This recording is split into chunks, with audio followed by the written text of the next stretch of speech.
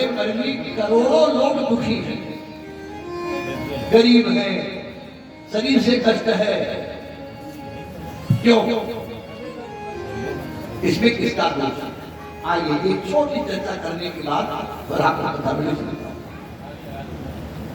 जैसे आप आज यहाँ कथा सुन रहे हो, ऐसे ही एक कथा हो रही थी गंगा जी के किनारे। गंगा जी के किनारे देखो, अपने घर पे कथा कराई जाए बहुत अच्छी बात है।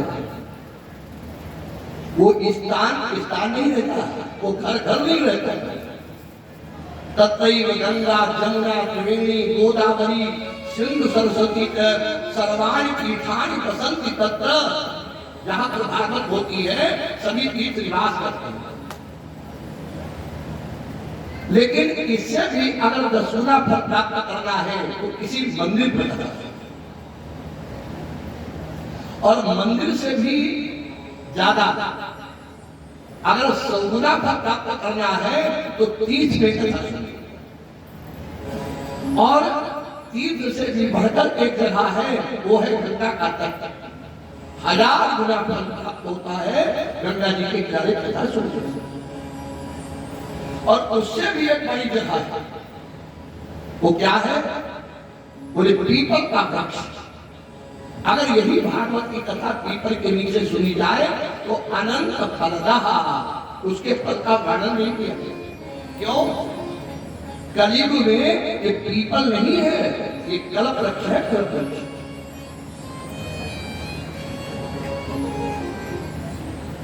आप अगर 7:30 चल रही है, बहुत आप परेशान हो। 7:30 में आदमी रंग से राजा हो सकता है और राजा से हो सकता है। अगर सेशन की दृष्टि थोड़ी टेढ़ी हो जाए तो राजा रंग हो जाता है। रंग और दृष्टि सीधी बनी रहे तो रंग से राजा नहीं कर सकता। बहुत छोटा सा एक बात बता दूं आपको। जब भी टाका का जब अगर आपको शनि की दशा चल रही है, नहीं चल रही, फिर भी लिख सकते हो ना, शनि प्रसन्न होते हैं इससे 3 बार 4 बार 5 बार जितना समय हो, एक बार पिप्पलादाय नमः, या नहीं बोल सकते हो तो पिप्पलाद बोल लो। पिप्पलाद पिप्पलाद पिप्पलाद कथा लंबी ऐसे नहीं सुनाएंगे। आपका शनि कुछ भी नहीं बिगाड़ता है, कुछ भी। और एक उपाय आपको और बताऊं। बंसल जी, मैं कोई भी काम बताने से पहले खुद करता हूं। शनि की 71 की बात है। बनारस से पंडित जी आए थे, जो चाचार्य अपने संस्कृत महाविद्यालय में पढ़ाने के लिए रिटायर हो चुके। उस समय हमारे ऊपर 7:30 बजे मैंने पंडित जी से विनती की, महाराज मैं भी पंडित हूँ, ब्राह्मण हूँ, कथा भी थोड़ी बहुत करता हूँ, अब बताओ मैं अपना कष्ट कहाँ करता हूँ? बोले आपके ऊपर 7:30 चल रही थी, तो इसलिए तो मैंने आपसे बात की है। बहुत बढ़िया उपाय बताया उन्होंने, और जब मैंने उसको किया तो आपके सामने जब उपाय किया तो सबसे पहली कथा हमारी हुई थी द्वारकाधीश मंदिर में। उसके बाद फिर मैं चला गया भीमसेन मंदिर में। क्या उपाय है? बहुत अच्छा उपाय, ध्यान से सुन लो, बताओ आप भी सुन लो। शनिवार की शाम को सूर्यास्त के बाद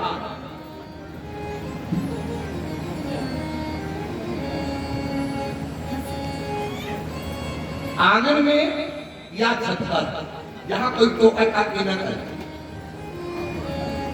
एक लोहे की कढ़ाई में 200 ग्राम सरसों का तेल डाल लीजिए और उसमें अपना मुंह ढाकिए, और फिर अपने 1.5 हाथ की छमुनिया उस तेल में बोल करके 1.5 पैर के तलवे में एक रेखा खींच लीजिए। लीजिए उसी तेल से।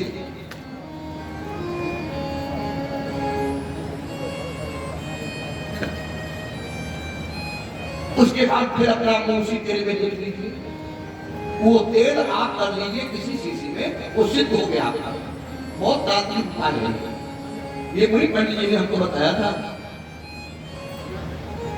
उसके बाद क्या करना आपको, अगर सूती रीढ़ मिल जाए तो ठीक है, नहीं तो ये जो कच्ची अड़िया आती है उसको ले लीजिए और अपने बराबर उसे एक बार ना कीजिए, लेकिन उसमें काले लगाकर उसे काला कर दीजिए और यहाँ ले जाके तोड़ दीजिए और इन 3 अंगुलियों को उसे लपेट करके बत्ती बना लीजिए। एक ऐसे ही 21 बत्ती आपको बना लीजिए और वही एक बत्ती हर शनिवार को पीपल के पास आपको जलाना। मेरा वादा है आपसे। बहुत बुजुर्ग ब्राह्मण क्या हुए थे जो इसके तो प्रकांड पंडित यहाँ पढ़ाने के लिए भेजे गए थे, रिटायरमेंट के बाद काशी से। और जब मैंने उपाय किया 5.5 महीना लग जाता है, ये कैसे शनिवार मतलब 5.5 महीना, और आप करके देखिए सुख समृद्धि शांति, सुख हो, समृद्धि हो, खूब लक्ष्मी हो और शांति हो, तो भी वो लक्ष्मी बेकार हो जाती है। सभी डॉक्टर कहते हैं इस समय कलयुग में शनिश्चर देवता, क्योंकि शनि कलयुग में न्याय के देवता कहे गए।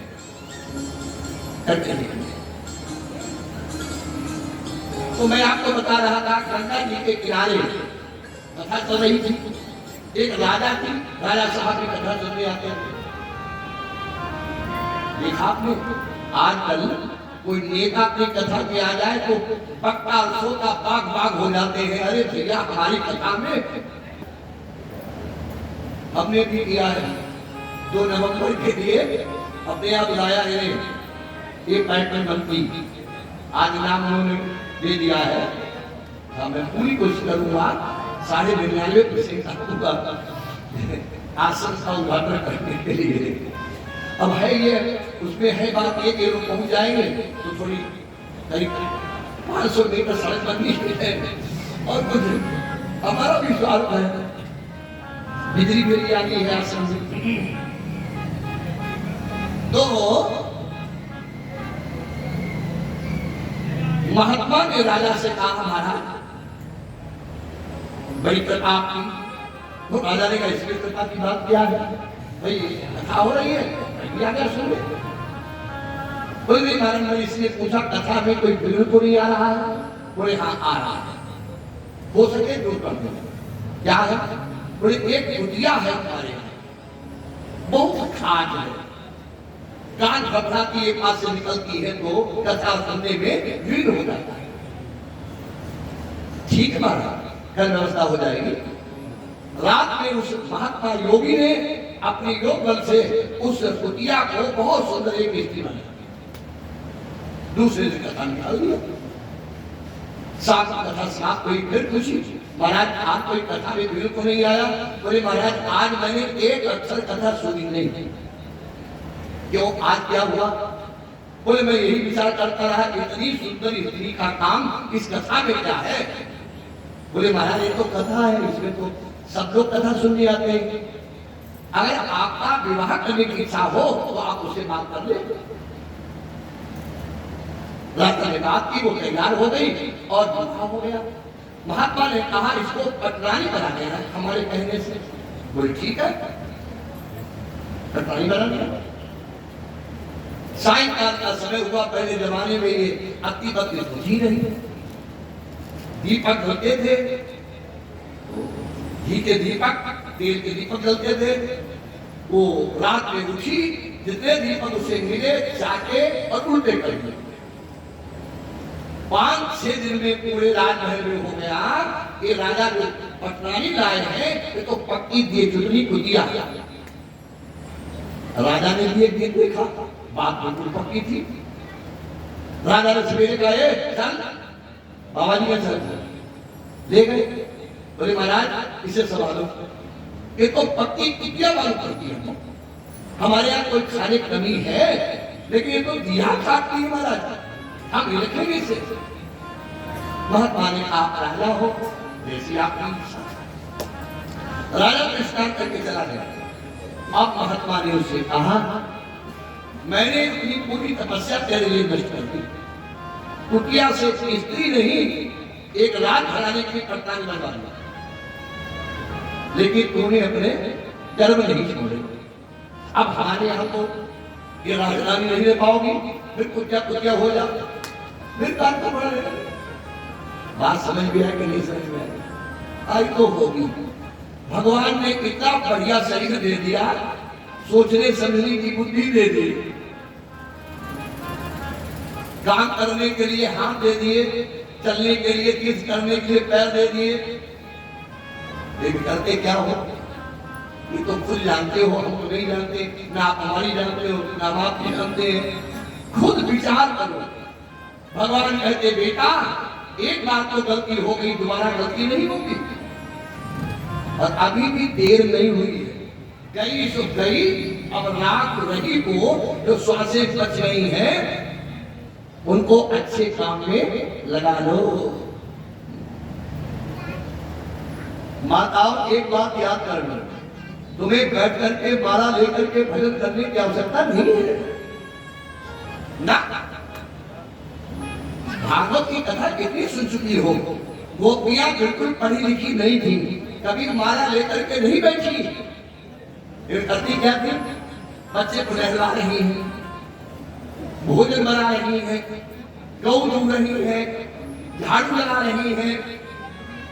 एक गाना बता था, गोविंद दामो दर माधवेती, गोविंद दामो दर माधवेती। यही उसका गाना। चलते फिरते खाते पीते उठते बैठते सब समय। देखो आज की कथा बहुत सुंदर है। अभी डॉक्टर पंकज जी के द्वारा, ये डॉक्टर सुन वाले नहीं, सच बैलों वाली बात बैलों के इंजेक्शन ऐसा नहीं है। पीएचडी है, पढ़े लिखे ज्यादा हमसे है तो इसलिए डॉक्टर लगाते हैं। ये तो कभी डॉक्टर पकड़ नहीं पाए। तो चलो डॉक्टर साहब जी अभी कह रहे थे आपसे, राजा कंस का पद हो गया, उसके बाद भगवान का यज्ञोपवीत संस्कार हुआ। हम तुम न ब्राह्मण हो, न क्षत्रिय हो, न वैश्य हो, शूद्र हो, शूद्र। अगर ये वेद सही है तो कहो क्यों? साफ लिखा है यजुर्वेद में कि जो 3 दिन तक संध्या नहीं करता है, 3 दिन तक गायत्री का जाप नहीं करता है, 3 दिन तक स्नान नहीं करता है, सह तुजा शूद्र माप्रिया, वो तुझ शूद्र हो जाता है। बस तुझ माने पंडित जी ऐसा नहीं चलेगा। तुझ माने पंडित ब्राह्मण, तुझ माने क्षत्रिय और तुझ माने कन्हैया। तो अभ्याम जायते सा द्विजा, 2 बार जिसका जन्म होता है उसको द्विज कहते हैं। 2 बार जन्म कैसा? एक बार तो माता से हुआ और दोबारा जब आपका यज्ञोपवीत संस्कार होता है तब आपका दूसरा जन्म होता है। लेकिन आजकल संध्या के नाम ही से चिढ़ है, और संध्या आप कर ही नहीं सकते। आपको संध्या पूजा लगेगी ही नहीं। क्यों? आपके चोटी है ही नहीं, आपके यज्ञोपवीत है नहीं, आपके गधा का वो शरीर पड़ा हुआ है। आप कितना भी जप तप यज्ञ सब कुछ कर डालें, अगर आपके ऊपर ऐसा नहीं पड़ा हुआ है, आपके चोटी नहीं है, आपके जनेऊ नहीं है, सब निष्फल। हमारे चोटी कह दो रखाने के लोग सलवाने लगे हैं। मुसलमानों की पहचान है क्रिश्चियनों की पहचान है, सिखों की पहचान है। हमने तुमने अपनी पहचान लेकर के बक्से में बंद कर दी है। कैसे हिंदू हो? अब ब्राह्मण बनने की आवश्यकता नहीं, क्षत्रिय वैश्य बनने की आवश्यकता नहीं, इसमें हिंदू बनने की आवश्यकता। और देखो चोटी कब खाई जाती है जानते हो? क्या बात है भाई, आ जाओ। राधे राधे राधे राधे राधे राधे राधे राधे राधे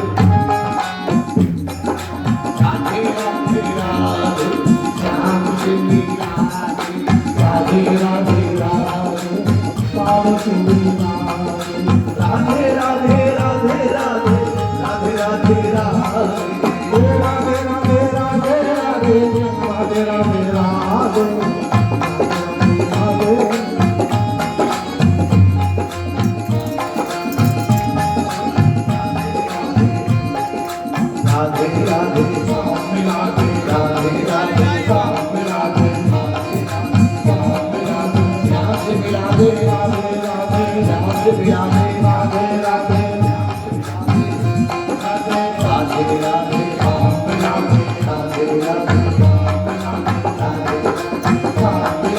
बोलिए राधा कृष्ण भगवान की जय हो।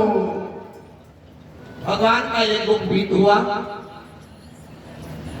उसके बाद भगवान पढ़ने जाते हैं संदीपनी गुरु के हाथ। 64 दिन में इन्होंने संपूर्ण विद्याएं सीखी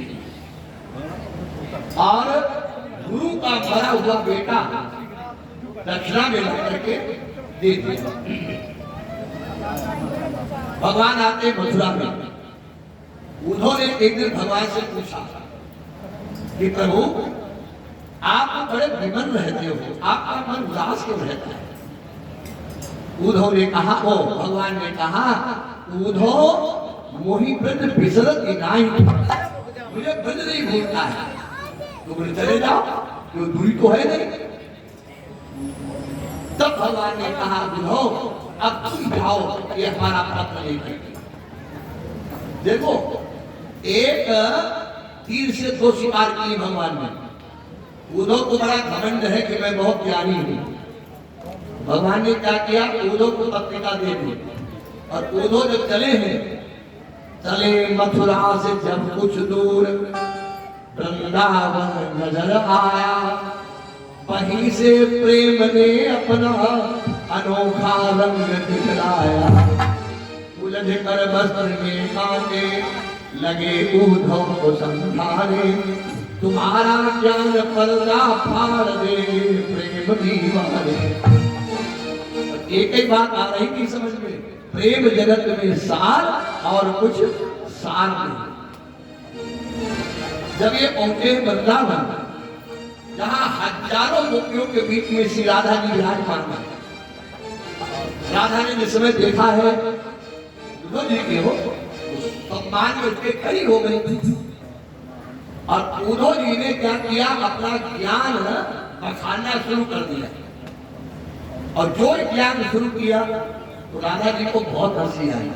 राधा ने कहा, उद्धव जी बात कहूं? बोले हाँ।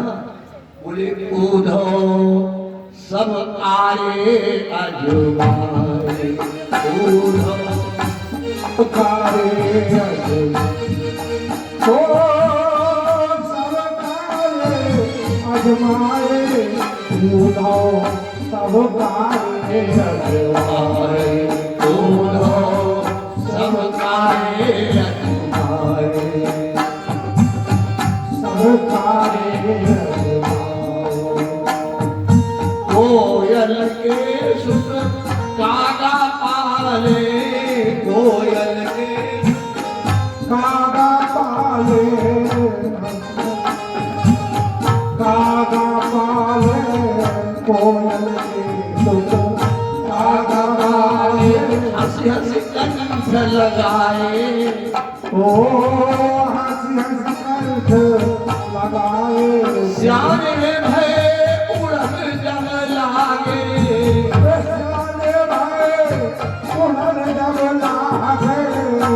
अपने का धाए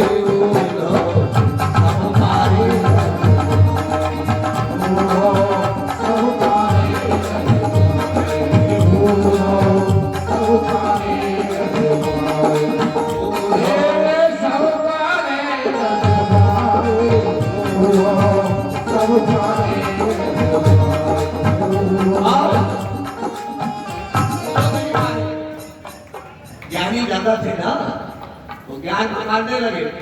तो राधा ने बहुत पहले एक बात वहां पर कही है, जरा ध्यान से सुनना थोड़ा। क्या? कि ये तो प्रेम की बात है उधो, ये तो प्रेम की बात है उधो, बंदगी तेरे बस की नहीं है,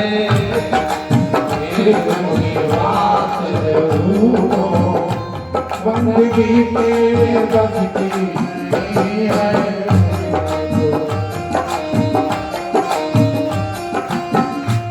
ये तो प्रेम की बात है उधो, बंदगी तेरे बस की नहीं है। यहाँ सिर देने होते हैं सौदे, यहाँ सिर देने होते हैं सौदे, आशिकी इतनी सस्ती नहीं है। यहाँ सिर देने होते हैं सौदे, आशिकी इतनी सस्ती नहीं है।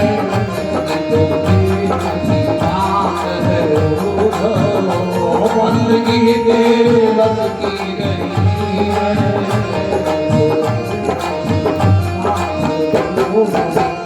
प्रेम वालों ने कब पूछा, उनकी पूजा में सुन ले उधो, प्रेम वालों ने कब पूछा, उनकी पूजा में सुन ले उधो।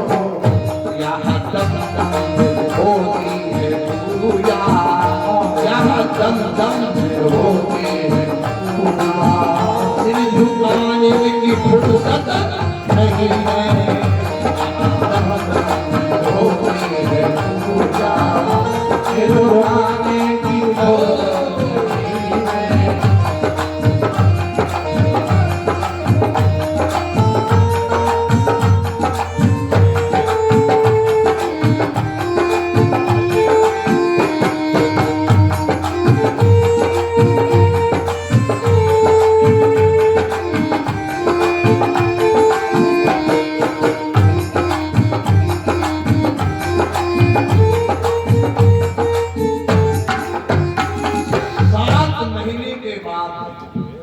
कितने महीने के बाद?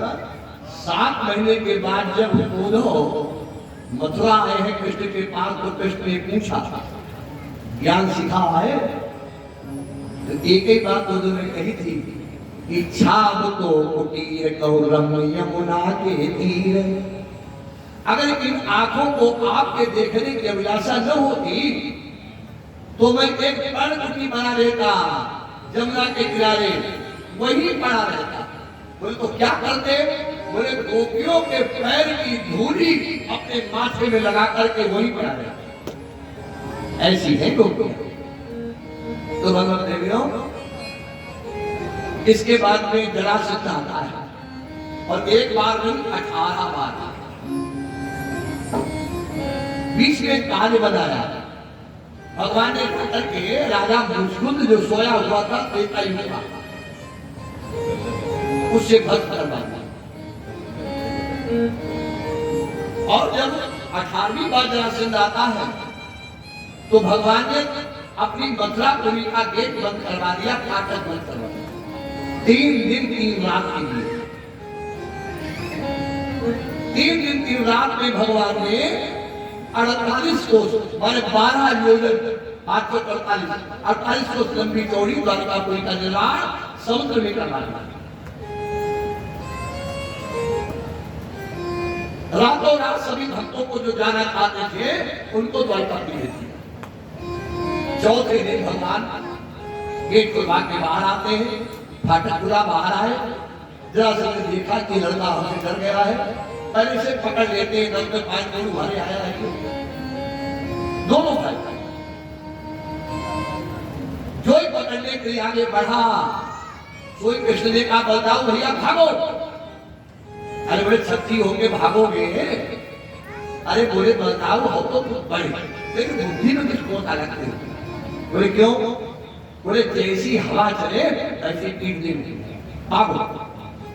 दोनों भाई भागे, कहा पहुंचे परवलसर पर्वत उतर।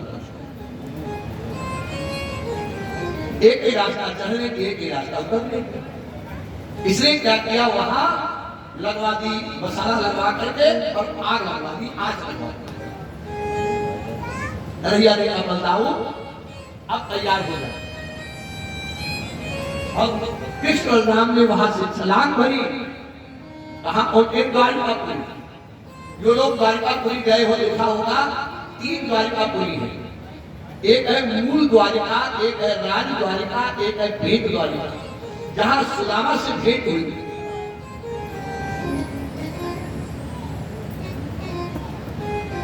कल है सुदामा चरित्र की कथा। इसकी कथा कल क्या आएगा? चावल तेज है, मोटा मत लाना, एक तोला लाना, अच्छा लाना। भगवान को खिलाओ तो अच्छा खिलाओ, ज्यादा लाने की आवश्यकता नहीं, एक तोला ला, किसी पे बात नहीं। ये हमारा ईमान जो है ना, वो गोली बनाता है। ऐसी जगह हम कथा कर रहे हैं कि तुम्हारे चावल में लाओ अवश्य, क्योंकि सुदामा चरित्र में चावल लाने से बहुत अच्छा माना जाता है, सबूत माना जाता। तो देखिए, पहला जहां भगवान ने चरण रखा है उसको बोलते हैं मूल द्वार। वो अभी बिल्कुल वही रूप में है, छोटे से रूप में। जहां राजकाज भगवान चलाते वाला राजद्वारिका हो गई, और जहां रानियों के समेत समुद्र के बीच में रहते हैं, आज भी 6-7 किलोमीटर चलना पड़ता है स्टीमर से, तब वो द्वारिका पूरी उतरना पड़ता है। तो देखिए, सबसे पहले वहां जाकर के द्वारिकापुरी में जब प्रवेश किया है तो जय जयकार हुई है। एक बार बोलना पड़ेगा, बोलिए द्वारिकाधीश भगवान की।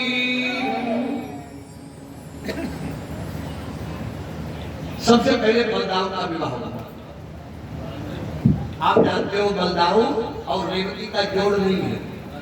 कभी दाऊ जी गए हो? नहीं, ब्रह्मंडल में दाऊ जी तुमने देखा होगा, एक तरफ है रेवती और एक तरफ है मुन्ना। गए हो? दाऊ जी गए हो? एक बात जरूर जाएगी। तो इधर तो है रेवती, इधर है बलदाऊ। क्यों? ये है सतयुग की, रेवती है सतयुग की, और ये है द्वापर युग की। और सतयुग में आदमी कितना लंबा होता था? 21 साल का।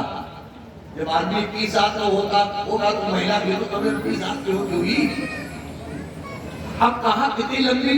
और ये श्रीमान जी 7 हाथ वाले द्वापर युग में बताते, मूसल से बड़ा दबाया बलदाऊ ने, रेवती दबी नहीं, इसलिए अगल खड़े हैं माने इधर और उधर सर्व के मारे।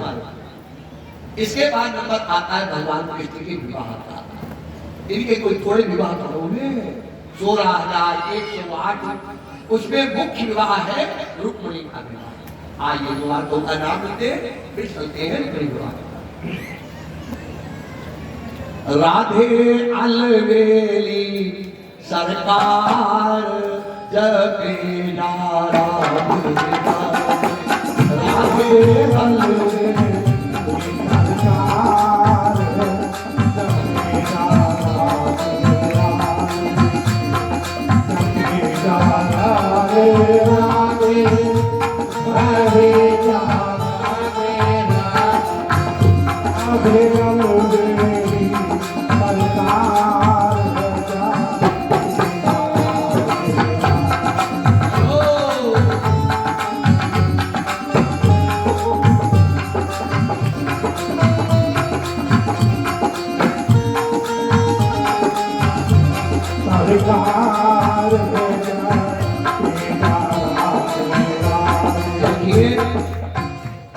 पूनम ने मंडप ही भगवान का विवाह वाला बना दिया।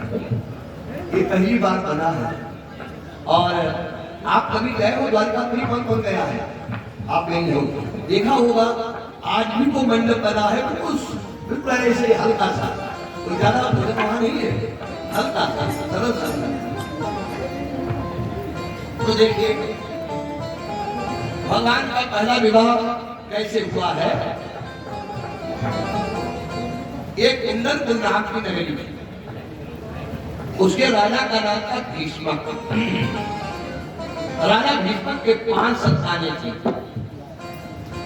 बड़ा बेटा है उसका नाम ऋतु है, छोटी बेटी है, इसका नाम रुक्मिणी है।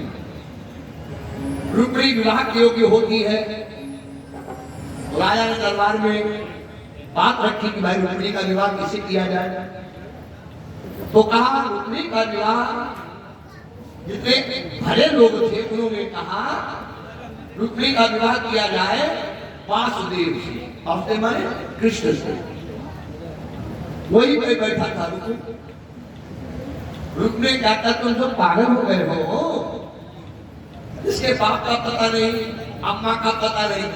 कोई कहता है यशोदा का, कोई कहता देवकी का, कोई कहता नंद का, और कोई कहता वसुदेव का। तो कहाँ करोगे?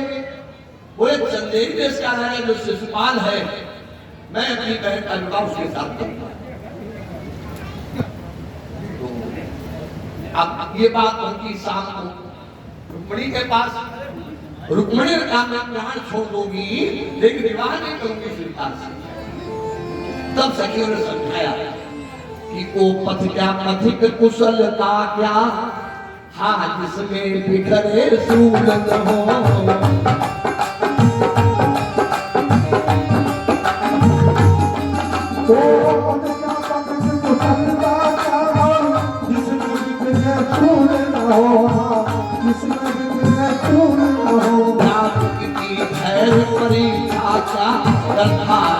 प्रतिकूल न हो,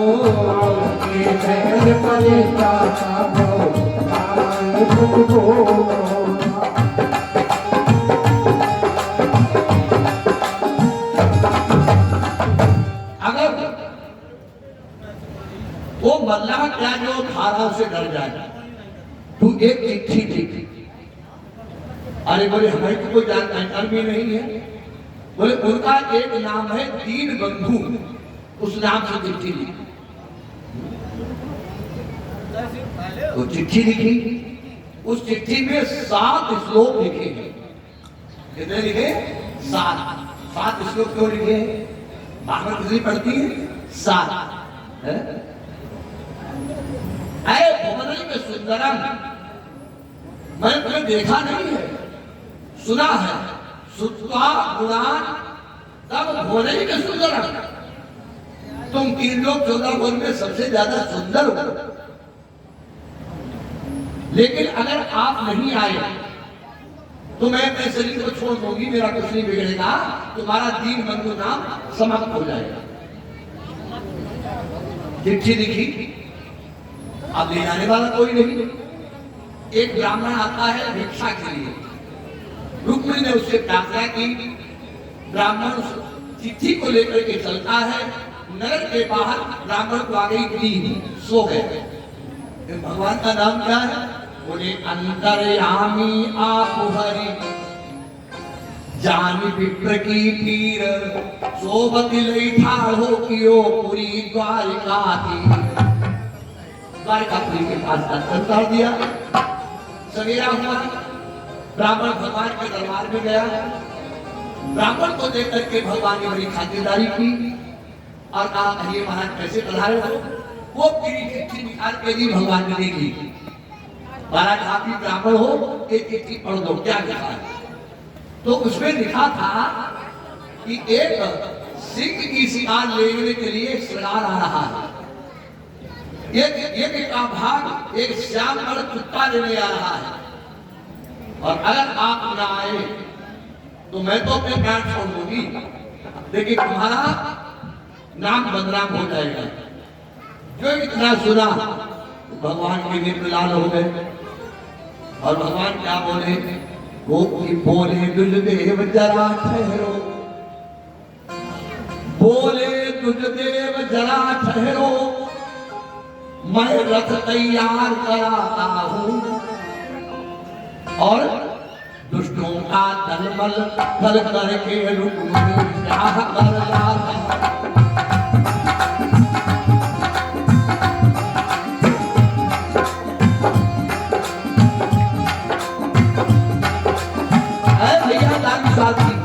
मेरा तैयार करके लाओ, किसी को खबर नहीं होनी चाहिए। दान ले आया। भगवान ने सबसे पहले ब्राह्मण को निकाला रखा। याद है आज से 35-40 साल पहले जब बारात चलती थी तो आगे वाले रंपा पर पंडित जी बिठाने जाते थे और पंडित जी अपना शंख बजाते थे, तब बारात चलती थी। और अब पंडित जी ने कराई नहीं करौसी है। लड़के का बाप बोला, पंडित जी पीछे देखकर आउती हिले के लियो भाई चुनाई लियो हिले के लियो। हाय क्या हो गया? एक बात और भी है, जब भाई पढ़ोगे नहीं लिखोगे नहीं तो फिर एक सम्मान होगा, कैसा होगा? पढ़ा लिखा पंडित विवाह नहीं कर सकता, वह इनकी पंडिताई चलती है। ये जो कहा वही वेदवत है। तो देखो जो ही आराम में बैठ करके भगवान चले, सामने से बंदा हुआ है। ब्राह्मण को देखा, कन्हैया दान में आना है, तो ब्राह्मण ने पूरी बात बताई। कन्हैया ने कहा करीब हाथ खड़े कर दिए, अच्छा चलो मैं आ रहा हूँ। आगे आगे श्री कृष्ण चंद्र रथ को दौड़ाते जाते हैं, आगे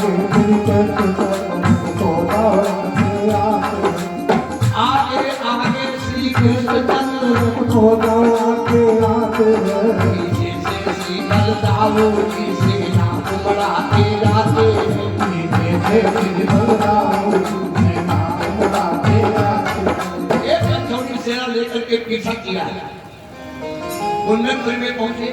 अब इनके लिए कोई बुलावा तो था नहीं, एक बात का थी बात, उसमें अपनी बात रोक दी। कुंडनपुर में खबर फैल गई कृष्ण आए हुए हैं।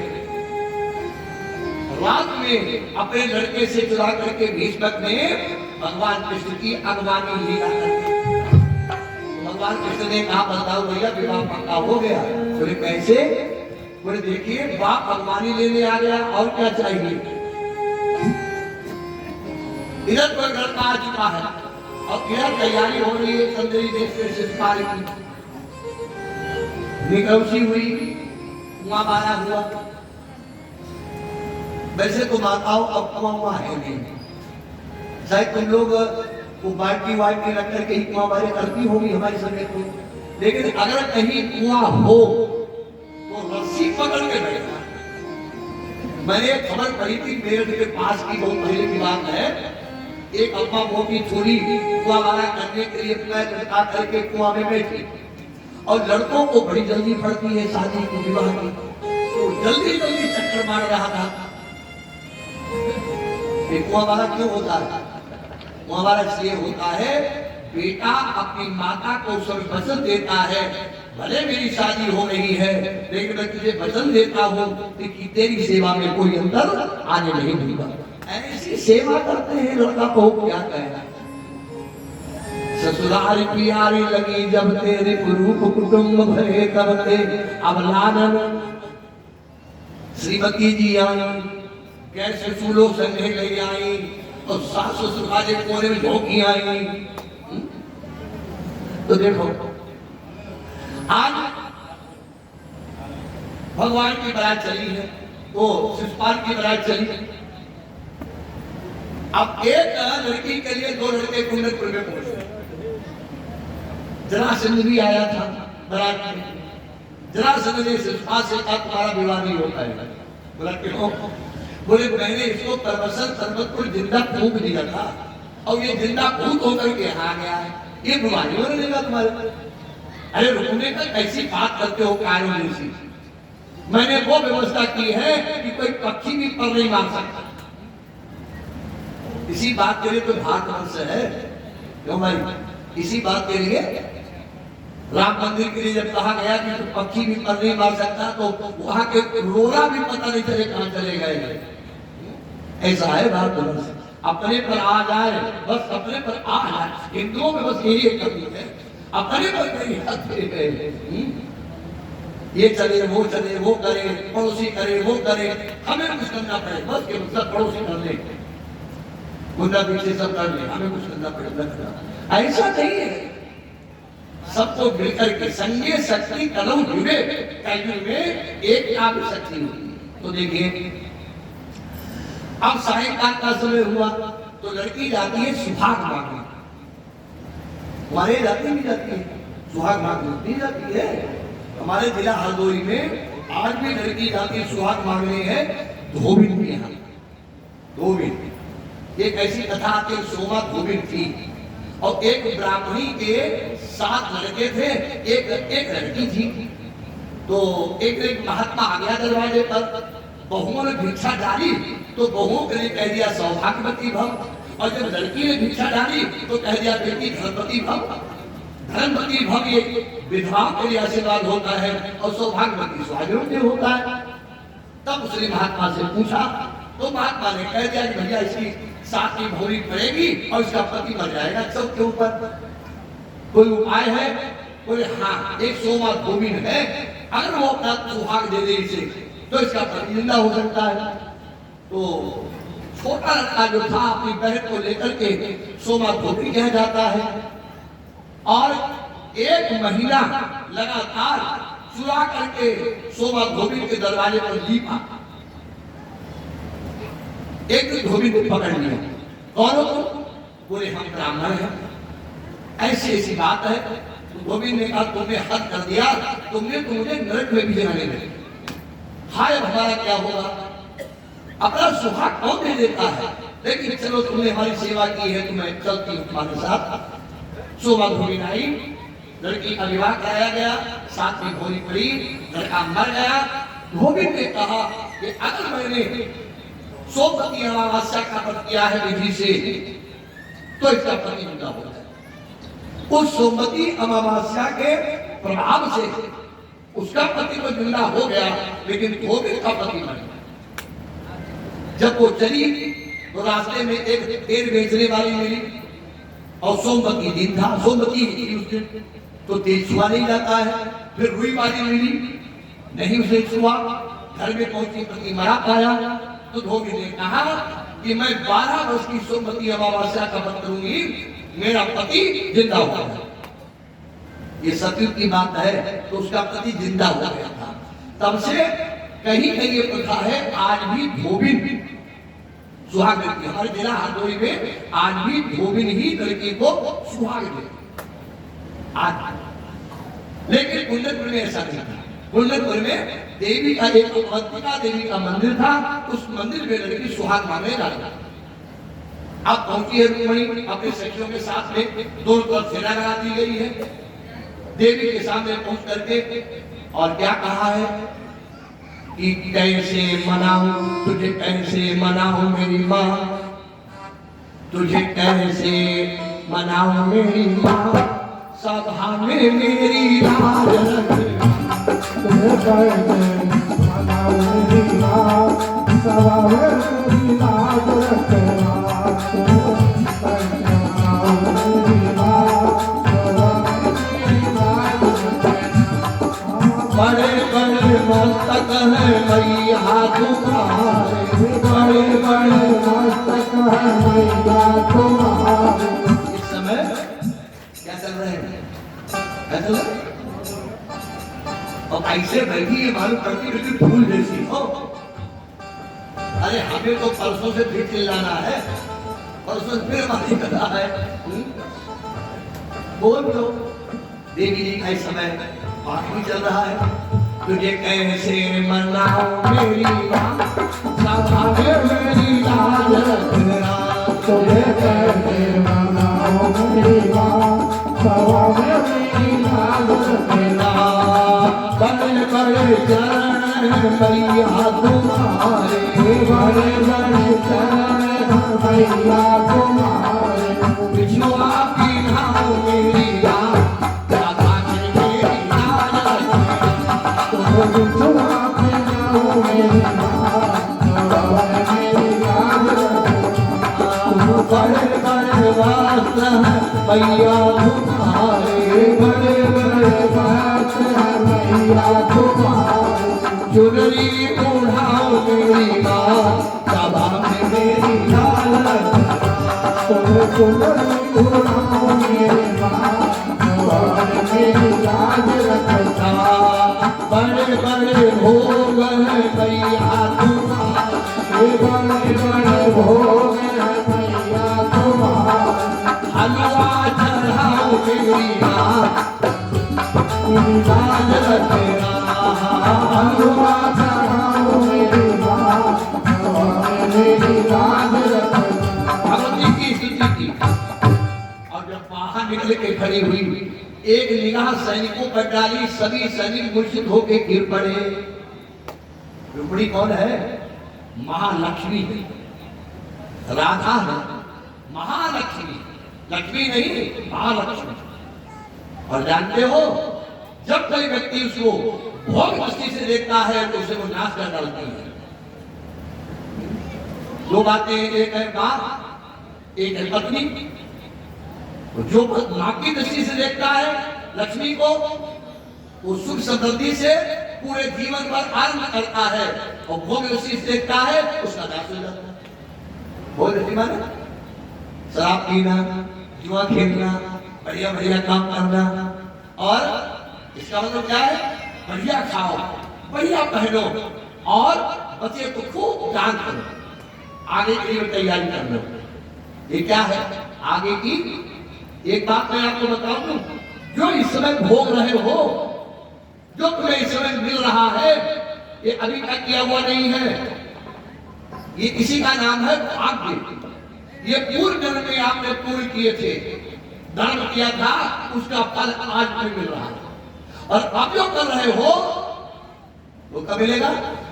आगे मिलेगा, नहीं मिलेगा? मिलेगा। इसी का नाम है भाग्यम धर्म सर्वत्र न विद्या पौरुषम। विद्या भी काम नहीं करती है, पद भी काम नहीं करता है भाग्य के आगे। लेकिन भाग्य है क्या? पूर्व जन्म का किया हुआ कृत्य, जैसे मैंने कर्म किए हैं उसका फल मैं इसमें। आपने देखा होगा बड़े बड़े पापी इसमें, बहुत पापी जो रोज पापे करते हैं और बड़े सुखी हैं। क्यों? उन्होंने पहले बहुत अच्छे कर्म किए, आज गड़बड़ कर रहे हैं, आगे भोगेंगे। तो देखिए सब पुरुषित हो गए। भगवान कृष्ण रथ लेकर के आए, रथ से उतर करके रुक्मिणी का बायां हाथ पकड़ा, रथ पर चढ़ा लिया और भागे नहीं, जैसे सिंह सिपाही लेके चलता है वैसे चले। और अब सिपाही चले, क्या दशा हो गई कि लई गयो लई गयो लई गयो लई गयो लई गयो रे रुक्मिणी का कन्हैया, लई गयो रे रुक्मिणी का कन्हैया, लई गयो रे रुक्मिणी का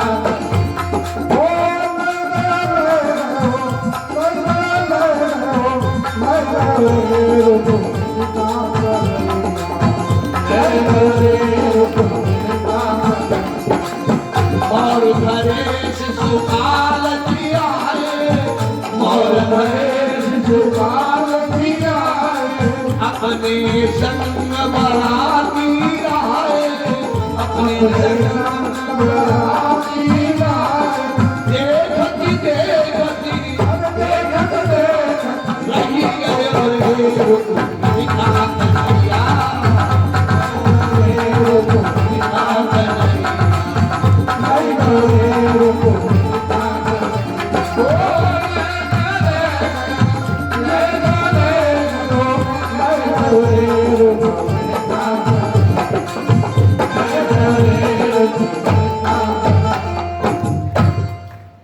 अब जिस समय ये खबर सबसे पहले किसको मिली? किसको मिली? शिशुपाल को। तो बिहान आ जाते अब पाके जियरा को समझावे, जाको धरो को रुच जाए। अब उसे कौन समझाए? बड़ा भयानक युद्ध हुआ। अकेले बलदाऊ भैया ने जितने छत्ती राजा आए थे सबको परास्त कर दिया। तब क्या हुआ? रुकुम ने प्रतिज्ञा की कि अगर मैं दृष्ट को जीत करके रुक्मिणी का विवाह शिशुपाल के साथ नहीं कर पाता हूं तो मैं इस कुंडल में प्रवेश नहीं करूंगा। सेना लेकर के दौड़ा, जाकर के इसने भगवान कृष्ण के 5 बाण मारे। भगवान हंसने लगे तो रुक्मिणी ने कहा महाराज तुम्हारे बाण मार रहा है, तुम हंस रहे हो। बोले और कभी आप रोज आती है? बोले विवाह हो गए हो? बोले हाँ ये विवाह हो रहा है। ये क्षत्रियों का विवाह है, पंडितों का नहीं। देखो सवेरे काले धान बीजे जाते हैं, सारा धान बीजता है और बहुत लोग कपड़ा पहनाता है। तो इन्होंने 5 बार मार करके धान बीजे, अभी देखो इनको कपड़े पहनाते हैं। भगवान ने रथ तोड़ दिया, उसको साथी मार दिया, सभी शस्त्र काट दिए, दौड़ के पकड़ लिया, रस्सी से कस लिया और जब तलवार उठाई इसलिए काटने के लिए। दया यह भगनी मूर्ति, बैर कैसी होती है? दया की मूर्ति होती है। क्या बोली? बेचारा है और बधवा है, मत मारो नाथ मेरा भाई है। बेचारा है और बधवा है, मत मारो मेरा भाई है। बेचारा है और बधवा है, मत मारो नाथ मेरा भाई है। मत मारो नाथ मेरा भाई, मेरे बाप के प्राणों से प्यारा है, मेरे बाप के प्राणों से प्यारा है। और आप कभी अब साला है, और आप कभी अब साला।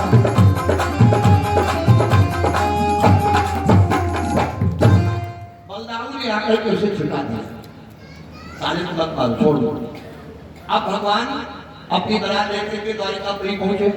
द्वारिकापुरी नहीं गए हैं, जो लोग गए हैं उन्होंने देखा होगा भेंट द्वारिका और रात द्वारिका के बीच में आज भी वो मंडप बना हुआ है जहां भगवान का विवाह हुआ था। लगभग वहां से द्वारिकापुरी से 10 किलोमीटर होगा और वही होगा उधर से करीब 10 किलोमीटर 20 किलोमीटर है भेंट द्वारिका, वहां से बीचों बीच में। और वहां लगभग 4 कोस के अंदर रेत के अलावा कुछ नहीं, पानी का बूंद नहीं, एक भी वृक्ष आपको इतना बड़ा दिखाई नहीं पड़ेगा। क्यों? ऐसा कहते हैं कि दुर्वासा ने यही पर श्राप दिया था। भगवान ने जब जल निकाल करके रुक्मिणी फैला दिया, बाबा जी से नहीं पूछा तो बाबा ने कहा जाओ 8 बजे पानी ही नहीं रहेगा। तो बड़े बड़े सेठ वहां पानी भेजते हैं, तमाम लोग बैठे राधे राधे करते हैं, तो पानी जाता है, भोजन जाता है, सब वहां जाता है। वही पर सायंकाल का समय है और देखिए अब बहुत बढ़िया सिंहासन बनाया गया है। सिंहासन पर श्री कृष्ण चंद्र रुक्मिणी के साथ विराजे हैं। रुक्मिणी के साथ